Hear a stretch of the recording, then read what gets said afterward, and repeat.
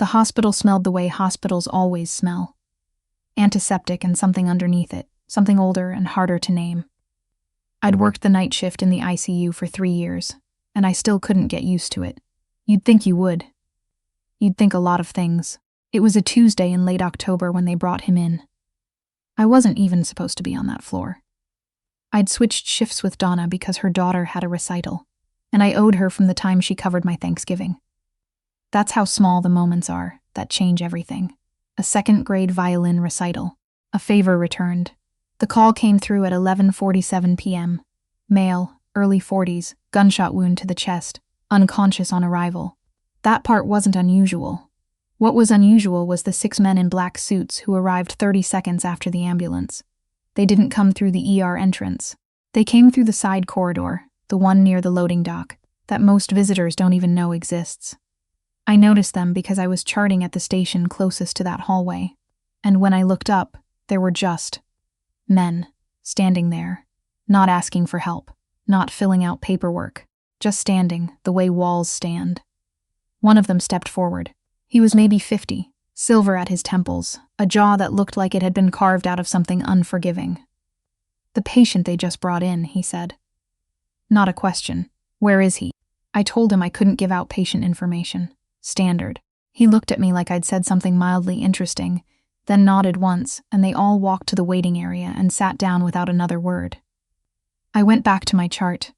I told myself it wasn't my business. I was very good at telling myself things. His name on the intake form was Vincent Harlow. 43. No listed next of kin. No insurance card. Someone had paid in cash, a detail that came down through the charge nurse with a look on her face I'd never seen before. Later, I found out it was $200,000, in an envelope, left at the front desk. I wasn't assigned to him. Room 14 belonged to Patrice, who had more experience with trauma cases than I did, and who also, I suspected, had less curiosity. That was always my problem. Too much curiosity. My mother called it a gift. My ex-husband called it exhausting. I first saw him properly at 2 a.m., when Patrice went on break and asked me to check his vitals. "He's stable," she said. "Should be unconscious for hours. Just look in. Make sure nothing's beeping wrong." Room 14 was dim. The monitors cast everything in pale green. I pushed the door open quietly, the way you do when someone is sleeping, even when that someone is connected to 3 different machines and can't hear you anyway. He was large. That was the first thing I noticed. The breadth of him seemed to fill the bed in a way that made the hospital equipment look almost delicate around him. Dark hair, going gray at the sides. A face that, even slack with unconsciousness, held something controlled in it. Something that didn't quite let go even in sleep. There was a tattoo on the side of his neck. A small one. Just a compass rose, the kind sailors used to get. I don't know why I noticed it. I noticed things. I checked the monitors. I adjusted the IV line. I was about to leave when his hand moved. Not much. Just a shift, fingers curling against the blanket. I stopped. His eyes opened. Not all the way, just enough. He looked at the ceiling for a moment, then his head turned slowly, and he looked at me. "Where?" he said. His voice was barely there, just rough air shaped into a word. "You're at Mercy General," I said, keeping my voice low and even the way they teach you. "You were shot. You're in the ICU. You're safe." Something moved through his eyes, not relief. Something more complicated than relief. "Who else knows?" he said. Still not a question.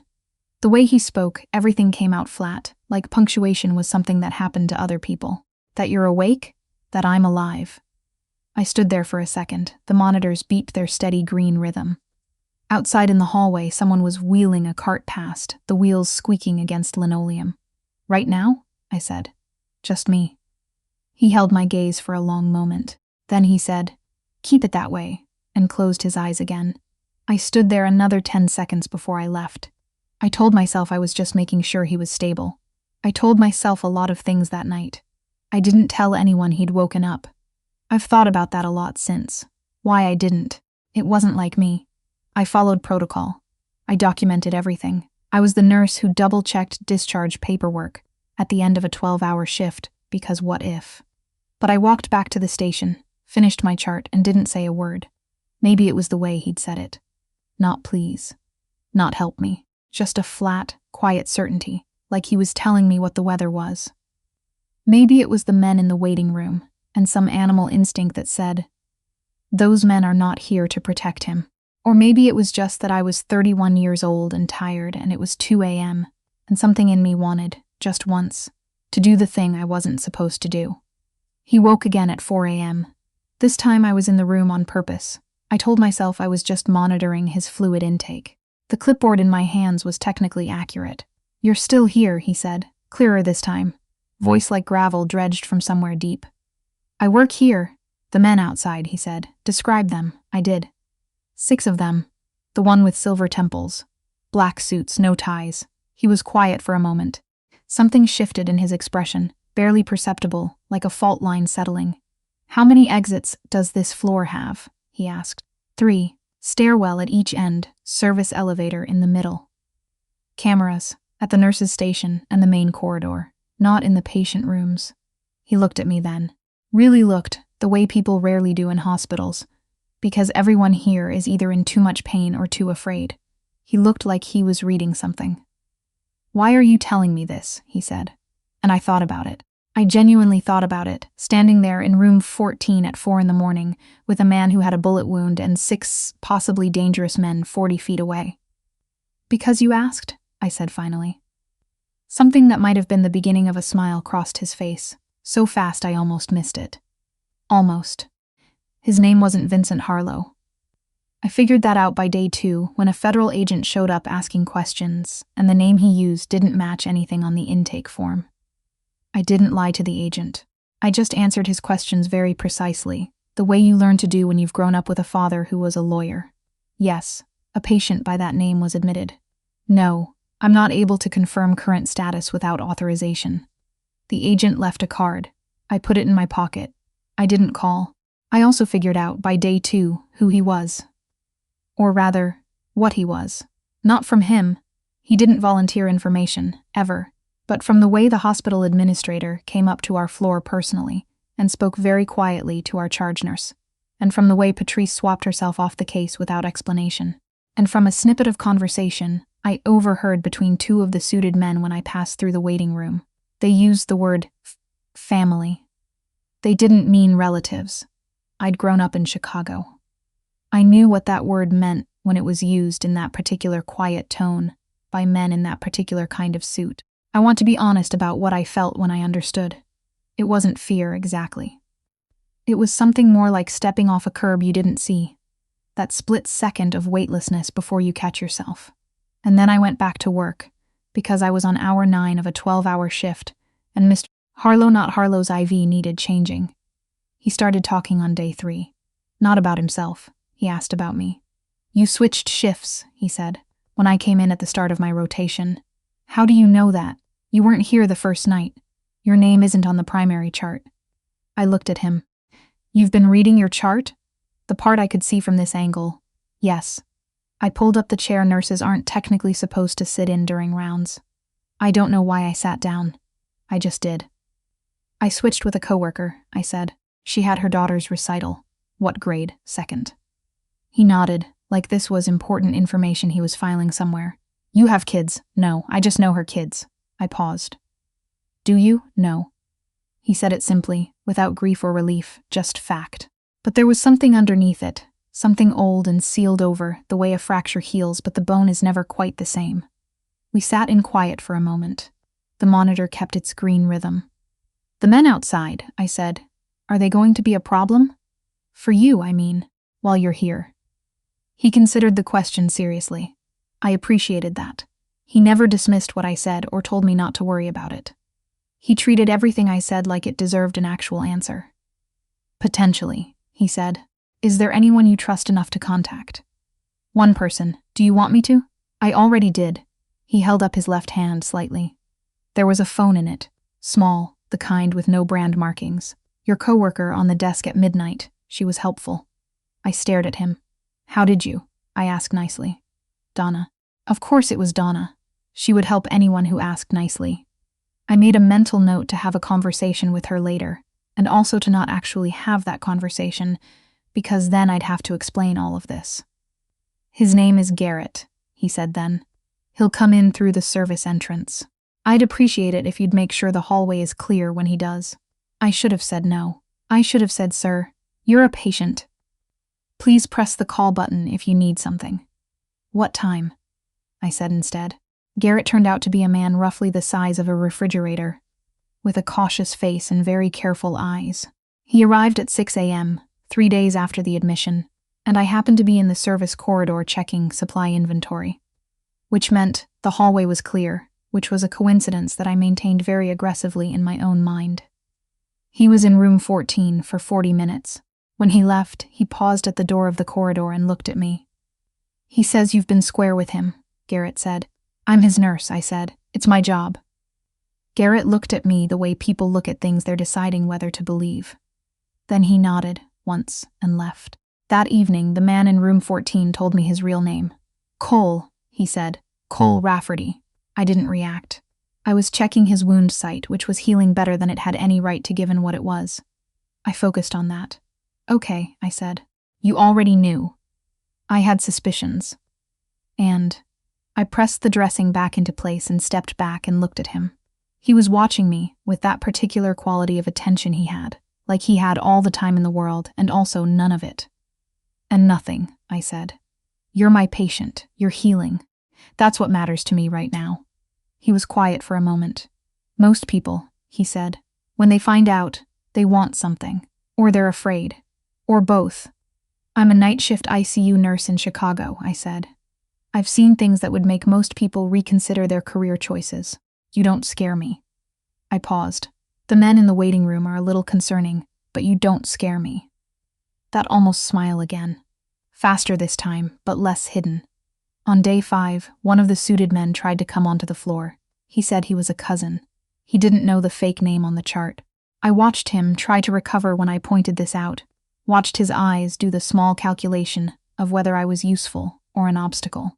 I told him visiting hours were over, and that any further inquiries needed to go through the patient advocate office. And I held the door to the ward with my body, the way I'd once held a door against a gurney in a hallway flood drill. He left. I went back to room 14.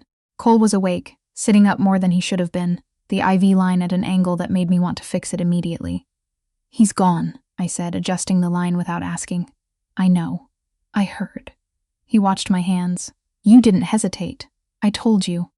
You're my patient. You could have gotten hurt. He didn't know I knew anything. To him, I was just an obstinate nurse. I smoothed the tape at the IV site. I've been obstinate my whole life. My mother says it's my best quality. He caught my wrist, not hard, barely a pressure, like a question. I looked up. Why? He said. We'd had variations of this conversation before. Him asking why I was doing what I was doing, me giving him the professional answer. This time I looked at him properly and thought about it properly. Because you woke up in a strange room and the first thing you said wasn't help me or call someone, I said. It was who knows I'm alive.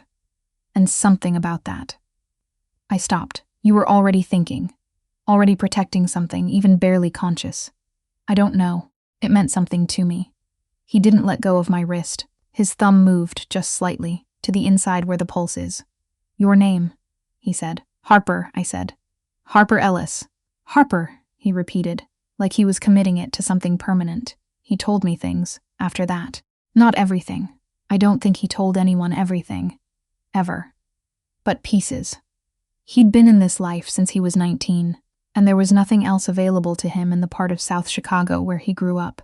He'd built something over 20 years that was in its way, governed by its own rules and its own strange code of loyalty. He hadn't chosen it the way you choose a college major. He'd chosen it the way you choose the thing between you and the cold when you're 19.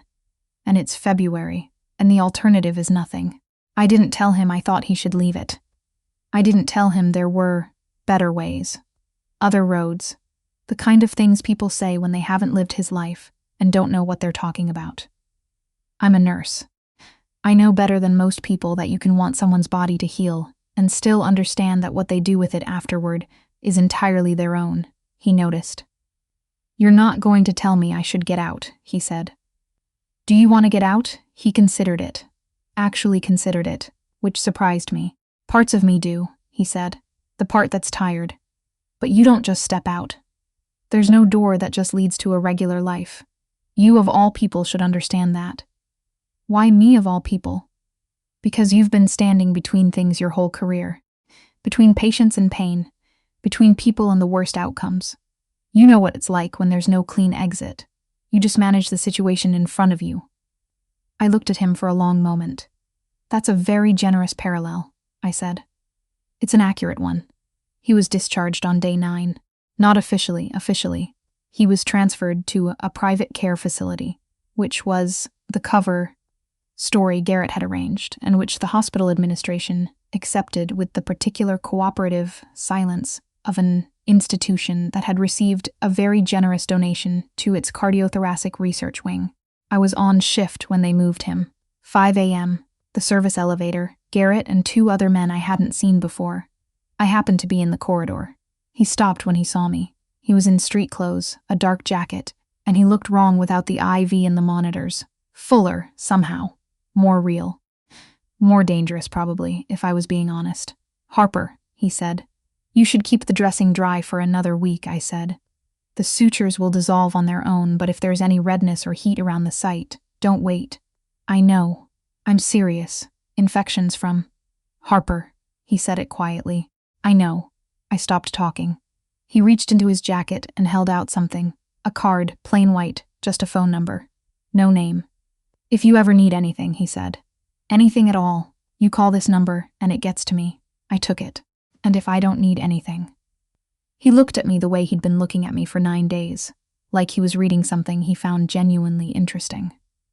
"Then I hope you don't need anything," he said. "And I hope your friend's daughter plays violin beautifully." I watched them go. Garrett hit the elevator button, the doors opened, and Cole Rafferty, not Vincent Harlow, not any of the names in between, stepped in and was gone. I didn't call the number for 4 months. I want to be clear about those 4 months. I went back to my life. I worked my shifts. I had dinner with my sister on Sundays. I took my downstairs neighbor's dog for walks in the mornings because she'd had a hip replacement and couldn't manage the stairs. I did not sit by the phone. I was not pining. I am 31 years old, and I have better things to do than pine. I also thought about him every single day, which I'm mentioning in the interest of honesty. What happened in month 4 was that I was walking to my car after a shift, and someone grabbed my arm in the parking structure, and he was not friendly. And he said something about how I should think carefully about what I remembered from a certain hospital stay in October. And I said I didn't know what he was talking about, and he said I should make sure that continued to be true. I sat in my car for 10 minutes after he left. Then I called the number. It rang once. "Harper," his voice. Exactly the same. "How did you know it was me? Only one person has this number." I sat with that for a second.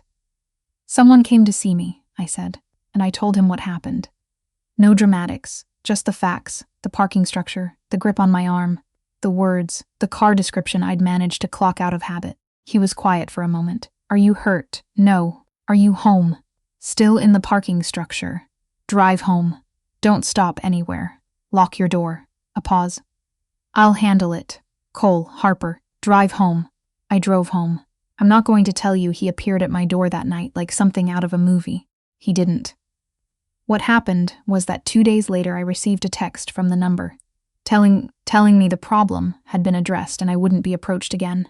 3 days after that, Garrett showed up at my building with a coffee and a request that I might allow him to install some additional hardware on my locks, which he phrased so carefully and politely that I found myself saying yes before I'd fully thought it through. And 6 days after the parking structure, Cole called.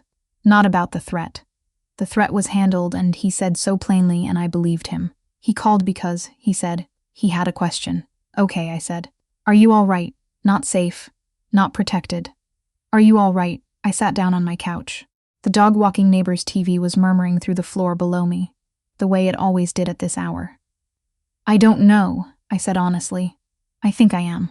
But I also think I've been involved in something I didn't fully understand when I walked into it." "Yes, and I'm not sure how I feel about that. That's fair." I stopped. "I'm not afraid of you. I want to be clear about that. I'm not calling because I need protection, or because I don't have other options. I know. I'm calling because..." This was harder. Because you asked if I was all right, not just safe. And I can't remember the last time someone asked me that. A long silence, the neighbor's TV, the hum of the refrigerator. I think about you, he said finally. I've thought about you most days since October. Me too, I said. I didn't expect that. Neither did I. I'm not going to pretend I understand everything about his life, or that it's ever going to be clean or simple or fit into the kind of story with a tidy ending. It isn't. I know what he is. I knew before he told me his name. I am not a woman who needs that explained. What I know is this: he never lied to me. Not once in those 9 days, not after. He answered every question I asked and never gave me a soft version. He didn't try to protect me from what he was, and he didn't try to change what I was, and in my experience, those two things together are rarer than people admit. He asked me, once, if I wished I'd never switched shifts with Donna. I thought about it seriously, the way he always made me feel like I could. No, I said. A second-grade violin recital changed the rest of my life. I think that's kind of beautiful. He looked at me for a long moment. Then he did the thing I'd been waiting months to see properly. He smiled. A real one. Not the almost smile from the hospital, not the careful, controlled version. Something that reached everything. It is, he said. I found something unexpected in the most unlikely place, and I walked out of that parking structure 4 months later holding a card with no name on it, and I don't regret a single night.